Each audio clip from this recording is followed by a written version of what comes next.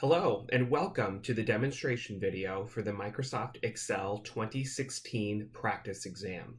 Begin by downloading the Excel Practice Exam data file and opening it up as you see here. You will notice on this particular demonstration that there are 6 tabs located within this workbook. Be sure to start on the Reality Shows worksheet. Okay, let's begin with worksheet number 1, Reality Shows. Number 1 states, merge and center the contents of cell A1 over the range A1 to E1. The font should be Arial, blue, bold, superscript 18. Begin by selecting the range A1 to E1. Next, under the Home tab, in the Alignment group, click Merge and Center. Then, come to the Font group, also found under the Home tab, and begin changing your font elements. Your font should be Arial, blue, bold, 18 point, and finally superscript. Superscript is found in the dialog box launcher for the font group and down here in Effects. And that is number 1. Number 2, center and rotate the range A2 to E2 to positive 60 degrees. Begin by selecting the range A2 to E2, and then under the Home tab in the Alignment group, simply navigate to Orientation, pull down on the arrow, and select Format Cell Alignment. Within the Alignment tab of the Format Cells dialog box, you can change the orientation to 60. Number 3 states, sort the shows ascending by the number of seasons. What we'll begin to do is highlight the range C3 through C8 as this depicts the number of seasons. To sort ascending, or in other words, from smallest to largest, navigate to the Home tab, Editing group, select Sort and Filter, and then select A to Z, Sort Smallest to Largest. When the Sort Warning dialog box appears, we may leave the circle checked for Expand the Selection and click Sort. Ugh, that wouldn't come out. There you go. You'll notice that they are sorted ascending. Moving on to number 4, increase the indent once for the range A3 to A8. Select the range A3 to A8, and then under the Home tab in the Alignment group, select Increase Indent. Number 5, place a black all borders around the range B8 to E8. Begin by selecting the range B3 to E8. Then, under the Home tab in the Font group, pull down on Borders and select All Borders. Number 6, format the budget numbers in column E to be accounting style. Select the numbers in column E, which is E3 to E8. Then under the Home tab in the Numbers group, change the formatting to Accounting. Number 7, calculate the average number of seasons, episodes, and budgets for the show. Seasons and episode averages must be whole numbers, and the budget should be in accounting style. Begin by making C9 the active cell. Under the Home tab, navigate to the Editing group, and then in the Auto Sum dropdown, select Average. Ensure that your selectors are over the right range, and in this case it is C3 to C8, and then hit Enter. Next, select C9 as your active cell. Use the fill handle to move over 2 cells to E9. At this point, what we need to do is ensure that both C9 and D9 are whole numbers, so we must remove the decimals. To do that, under the Home tab, come to the Number group, and we are going to decrease the decimal point to ensure that they are whole numbers. Finally, we want to ensure that E9 matches the budget numbers found above it. So we'll go to the Home tab, General group, and change it to Accounting style. Number 8, color this sheet tab green. Navigate to the Sheet tab at the bottom where it says Reality Shows. Do a right click with your mouse, select Tab Color, and ensure that the tab color is green.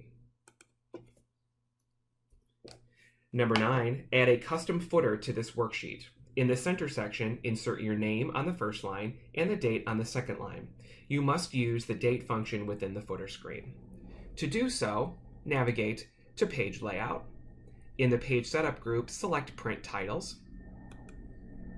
Then, in the Header Footer tab, we're going to do a custom footer, which is located right here. In the center section, you must type your first and last name. Then, after hitting Enter, use the date on the second line, and the date is found right here. It will say ampersand, bracket, date, close ampersand. You must use the formula, which comes from clicking this button here for Insert Date. You simply cannot write the date in there. Click OK, and then click OK. And finally, number 10, AutoFit the entire worksheet.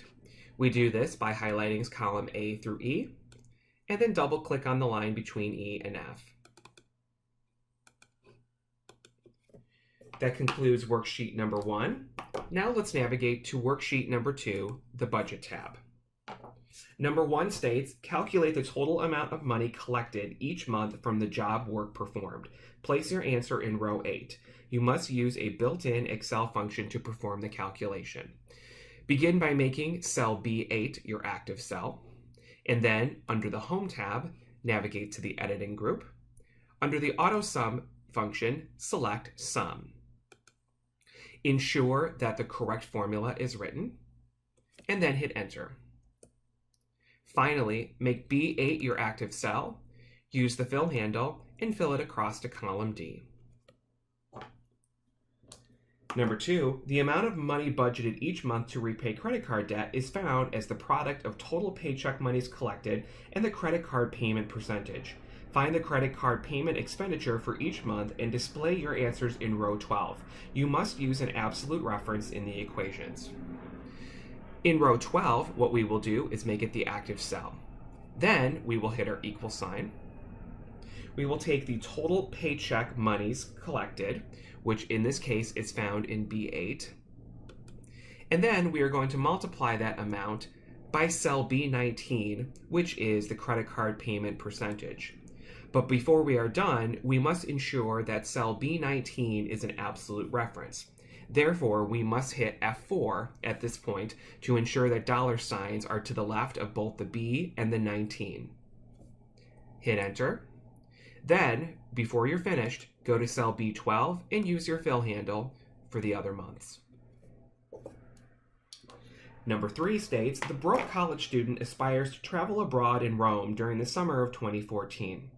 As a New Year's commitment, the broke college student promised to contribute $100 each month to the Rome Travel Fund, assuming she made at least $1,600 in the month for paycheck monies.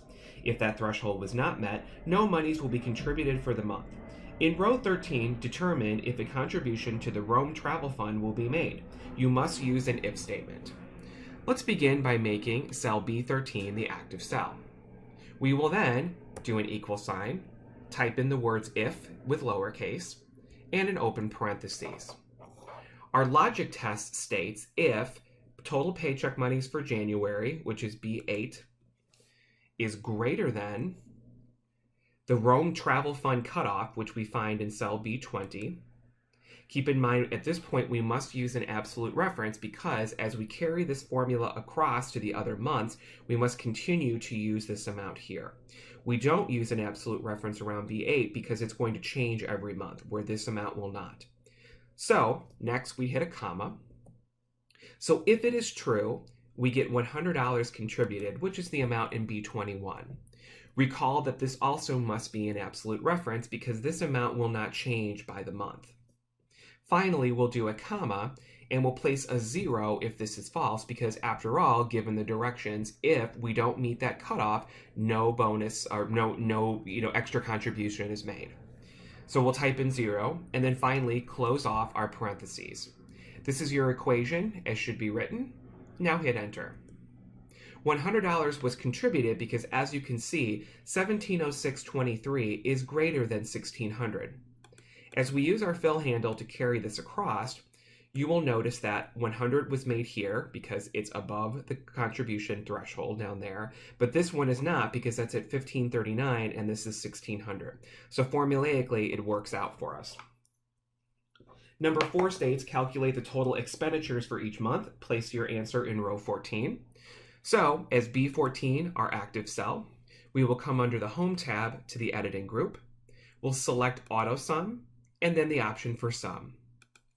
Ensure that the correct range is within the formula, and then hit Enter. Finally, use your fill handle to fill across for the other months. Number 5, after all is said and done, the broke college student wants to know how much money is left over. In row 16, calculate the money left over by determining the difference between paychecks and expenditures. This is a very simple equation. In cell B16, it'll be equal sign, B8 for the money we brought in, minus B14 for the money we gave out. In the end, $1,311.79 are left over. Use your fill handle to fill across.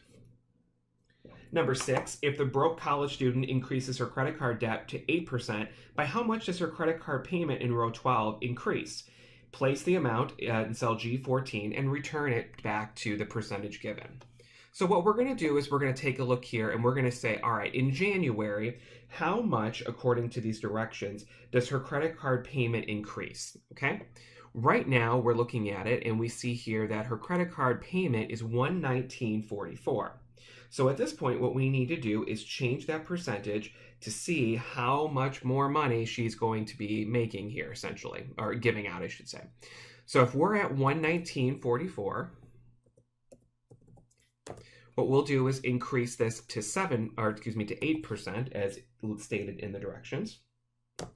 And we see now that she is paying $136.50.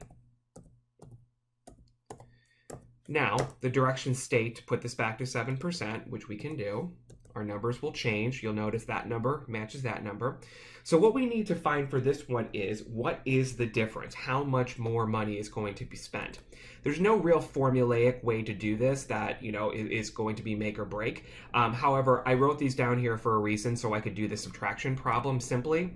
So I just take, what she's paying at 8% minus what she's paying at 7%.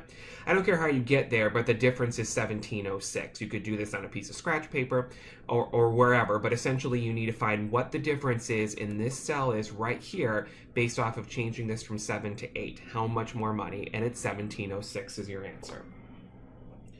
Insert a spark line in cell E8, this is number 7, depicting the trend in total paycheck monies from January to March. Ensure that the spark line displays a high and low point for each of the lines. So we're going to go to cell E8, come under our Insert tab to Spark Lines, and we are going to insert a line spark line. It's going to ask us where our data range is. Our data range is right here, and it's going to be in E8, so we click OK. And then it wants the high point and the low point, which are found up here in the ribbon. Number 8 says, add a custom header to this section. So we'll begin by going to Page Layout, Print Titles, Header Footer, Custom Header, and then in the directions, in the left section, it says to insert your name on the first line. Okay. Okay. Finally, number 9 says AutoFit the entire worksheet. Oops. There we go. All right, so that concludes worksheet number 2. Now let's move on to worksheet number 3, which is the Data tab. We're almost there. Okay, number 1 says freeze the top row of this worksheet. Under the Data tab, under the View tab, we will find Freeze Panes, which is right there. Pull down and select Freeze Top Row. You'll notice, there we go. Number 2, sort the worksheet descending by first name, which is column B, then ascending by city, which is column D. You must use the custom sort function for this worksheet. Begin by selecting column B. Under the Home tab, come to the Editing group, select Sort and Filter, and then select Custom Sort. You will expand the selection and then begin by sorting on column B, which is the first name, and it must be on values to A to Z, and then add a level going by city, ascending. I want to make one little minor correction here. I just noticed this. You should be column B descending, which is Z to A, and then city ascending. Okay, so again, it should be first on the values from Z to A, and then city on the values from A to Z. Please note that minor correction I just made there for you. Now, remember, when I say that you must use the custom sort function, or in other words, sorting by a variable then another variable, you must use the custom sort function, which is located under sort and filter. Okay. Number 3, apply the formatting of cell A1 to the range A1 to F1. Begin by selecting cell A1 as your active cell. Under the Home tab, select the Format Painter, and then paste it over the range B1 to E1. Number 4, conditionally format the values in the range D2 to D13 to have a yellow fill color for all instances in which a duplicate value exists. Begin by selecting D2 to D13. Under the Home tab, come to Conditional Formatting. In Highlight Cell Rules, select Duplicate Values.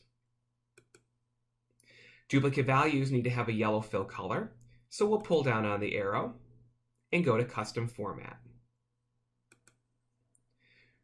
We'll go to our fill, select yellow, and OK, and then OK. And that's number 4. Number 5, filter column E so that only addresses in Indiana and Florida display. Okay, select column E, come under the Home tab to Sort and Filter, and select Filter. Pull down on the arrow and select the 2-letter abbreviations for both Florida and Indiana, which are FL and IN. And you're filtered. Finally, number 6, AutoFit the entire worksheet. And then save. All right, let's move to the Disco tab, which is 80s. Okay, number 1, concatenate the first, last, and number of days on the chart. You'll see on your worksheet that it's supposed to be a specific way, and it'll end up in column C. Okay? Spaces exist between the first and last name and on both sides of the hyphen, so that's really important to remember. Let's begin in cell C3. We'll go to the Formulas tab, Text Group, and select Concatenate. All right, so we are starting by, in Text 1, selecting the first name, which is cell B3. A space exists between the first and last name, so in Text 2, it is quotation, space, quotation. In Text 3, it's going to be cell A3, which is the last name. Then what we need to do is put a space hyphen space. So in Text 4, it's going to be quotation mark, space, hyphen, space, quotation mark. If you remember, quotation marks encapsulate everything that goes in between the cells. Finally, in this one here, Text 5, we must insert the number of days on the chart, which is found in cell F3. We're finished, so we can click OK. And then we can use our fill handle to pull down. We will need to AutoFit column C so we can see everything that needs to be in there. But in essence, first name, last name, and then a space hyphen space, and the number of days on the chart. Number 2, construct a VLOOKUP table to determine the status of each singer based on the total days in the chart. Okay, so what we're going to do is we are going to begin in row 9. Okay, so in row 9, we're going to go ahead and begin constructing in cell D9. So according to the directions, we need to have days as a heading in D9 and status as the heading in E9. Those are given to you in the directions. Okay, so for 0 to 199, the status is none. So remember, you always select the lowest value in the range, which is 0, and the status is none. For 200 to 499, we select 200, and the status is dry. For 500 to 599, we select 500, and it's rad. For 1,000 to 4,999, it's awesome. And for 5,000 or more, it's gnarly. Okay, a couple things we need to remember. We need to remember to make sure we select the lowest value in the ranges of the values we're given. And we also need to make sure that it's ascending. Okay, so we started with 0 and went to 5,000 for a reason. Okay, now we're ready. We'll go to cell H3, and we're going to come to the formulas group, lookup and reference, and we're going to choose VLOOKUP. Our lookup value, we need to take a look at the total days on the chart. So that's what this is based off of. So that's cell F3. Our table array is found by selecting D10 to E14, because it's everything in the lookup table that does not include the headings. Also, this needs to be an absolute reference by hitting F4. Because we're going to copy this formula down, we need to make sure that that table is locked into place. Finally, the column index number is 2, because remember, column 1, column 2. The status is coming out of column 2, which will come up there, so that's why it's 2. Click OK, and there's your status. I'm going to AutoFit really quick here, and then I'm going to fill it down, and there we go. Finally, number 3 says AutoFit the entire worksheet. And we're complete. Let's move to the Pad tab, worksheet number 5. Okay? Worksheet number 5 depicts a scenario for computing the monthly mortgage payment for a loan on a condo. The condo has a listing price of $550,000, so we'll fill that in right now. We're going to put a down payment of $50,000. Our annual percentage rate is going to be 4.05%. 4.05%. And finally, we are going to be taking this out for 30 years.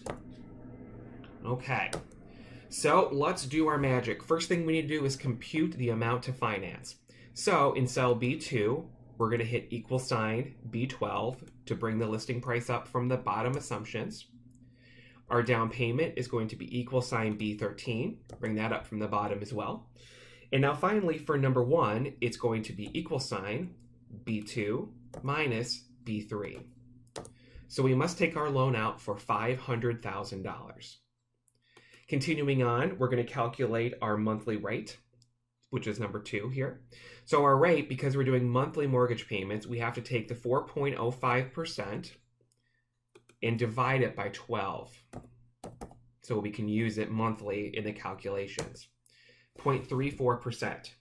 Now we must move to number 3 and calculate the term of the loan. In B7 is going to be = the 30 years multiplied by 12 months in a year. In other words, we're going to be making 360 payments. Moving on to number 4, we need to calculate the monthly mortgage. So in B9, we're going to navigate to our Formulas tab, Financial, and then select Payment. We're going to feed it the 3 necessary values. The rate is B6, the number of periods, B7, and the present value is -B4. All things said and done, our monthly mortgage payment will be $2,401.51. Finally, number 5 says you have a $2,200 monthly budget for the salary. Can you afford it? You cannot, because as you can see, that exceeds it by roughly $201.51. So the answer to number 5 would be no, you can't. Finally, AutoFit your worksheet. And that concludes our work in this tab. Our 6th and final tab is the Chart tab. And number 1 says insert a 3D clustered column chart. It's a lot of C's in a row. Depicting the type of media, internet, radio, etc. on the x-axis and the number of hours it consumed on the y-axis. All right, so let's begin by selecting our data A2 to F7. We're going to go under Insert. And then we're going to go to clustered columns. So column charts are right here, and it must be a 3D clustered column. Okay, we need to ensure that on the x-axis is the number of hours, and then on the y-axis it is the number of hours consumed. Okay, so we're good to go per the directions there. And then this asks us to move this to I5 to P19. So we're going to go to about I5, and this is sort of a little bit of, you just have to play with this a little bit, down to P19. On the exam, I'm going to make sure you're sort of roughly in the areas that you need to be. And I'm doing this by simply expanding or contracting out the fill handles to make it roughly fit in the plot area that I said for number 1. Number 2 says place an axis vertical title called media on the primary horizontal axis. So the primary horizontal axis is this one. So under add chart elements, we're going to do axis titles, primary horizontal. And for number 2, we're going to type in media. Okay. Number 3, place a vertical title on the axis title for age. So right here needs to be age. Add chart element, chart title, or axis title, excuse me, and we're going to do primary vertical, and it's going to be age. Number 4, add major and minor grid lines to both axes. Under add chart elements, we're going to do grid lines.